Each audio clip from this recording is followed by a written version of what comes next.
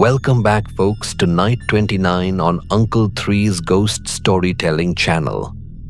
Tonight's tale takes us back to the 1980s, to a province in Taiwan, a time when many significant events unfolded. If you're a fan of Taiwanese horror films from that era, you'll know that this nation is a hotbed for spiritual stories, urban legends, and tales of profound injustice. This particular story, as chilling as it is, comes from a woman, now in her 60s, who works as a nurse. She stumbled upon it when her colleagues recounted it to her. Our story revolves around two women who, at first, were the unlikeliest of friends. One was Miss Chu, a humble woman who made women's handbags by hand, a far cry from the massive production lines we see today. She often bought her foam materials from the bustling city markets. Through these markets, she became acquainted with Ms. Chen, a businesswoman of a different league entirely. Chen was a prominent figure in the footwear industry, owning a large-scale factory, not a small, home-based operation like Chu's. Naturally, Chen was far wealthier than Chu. Despite Chu's struggles, the two became very close friends, a bond that seemed to defy their differing fortunes. One fateful day, Chu visited Chen's home and found her friend in a bit of a pickle. Chen was trying to glue together a broken porcelain family heirloom, an antique passed down through generations. She was upset because no glue seemed to hold it firmly. Suddenly, Chu had an idea. She remembered a special adhesive, a type of glue found between the foam and leather layers of the handbags she made. It was the very same material she purchased from the city markets. Chu offered to help by applying the glue and gently heating it. To their amazement, the pieces bonded tightly, making the statue look 100% new. Chen was absolutely thrilled and, seeing the glue's incredible effectiveness, immediately recognized its potential value for her shoe production. She eagerly asked Chu where she could buy such a fantastic adhesive. Chu, ever perceptive, noticed Chen's desperate need for the glue. She knew this material would be a game changer for Chen's products. So Chu told a bold lie. "This glue," she claimed, "is imported by my family from overseas. You won't find it here. It's an international product." Chen, a shrewd businesswoman herself, understood the glue's immense value. Money was no object. Her sole focus was on acquiring this essential material. So when Chu named an exorbitant price, Chen didn't even hesitate. She agreed instantly. Chu's eyes lit up with a dangerous gleam. She rushed home, discussed it with her husband, and then, in a frenzy, bought every single bit of glue available at the central market. When other vendors questioned her massive purchase, Chu spun another lie, claiming she had a huge order for handbags. The truth, however, was far more sinister. She didn't want Chen to discover that this imported material was in fact readily available and common in Taiwan. And so Chu seized her moment. She began to swindle Chen and many other shoe merchants in numerous transactions. She became incredibly wealthy. Other traders, learning of this miracle glue, also flocked to Chu, never suspecting that this divine adhesive was merely a standard handbag material found right there in Taiwan. About 4 or 5 years later, Chu was not just rich, but now rivaled Chen in wealth, perhaps even surpassing her. But, as they say, the truth always finds a way out. One day, Chen happened to visit a temple located very close to the central market where Chu had bought her materials. As fate would have it, she casually browsed the stalls. looking at Ray materials. And there it was, the very same glue she had bought from Chu countless times. There was no mistaking it. She asked a vendor the price per kilogram, and the reply sent a jolt of ice through her veins. Just a few cents per kilogram.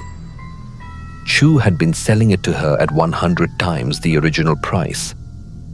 Chen was utterly furious, realizing she and her colleagues had been duped for years.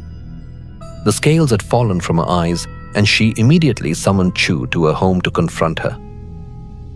Chu, now desperate, begged Chen not to expose her.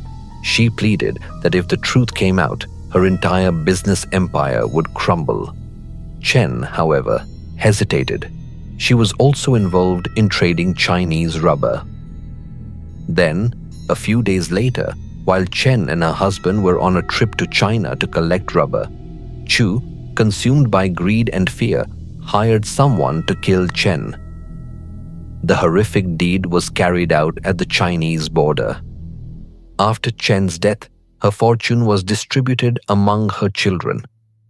But the most heart-wrenching detail was a small portion of her will left to Chu. Even in death, Chen still considered Chu a sister, believing that Chu's glue had been instrumental in expanding her shoe business. But there was another, far more ominous item in Chen's will. The very porcelain statue that Chu had helped repair years ago. It was to be sent to Chu's house.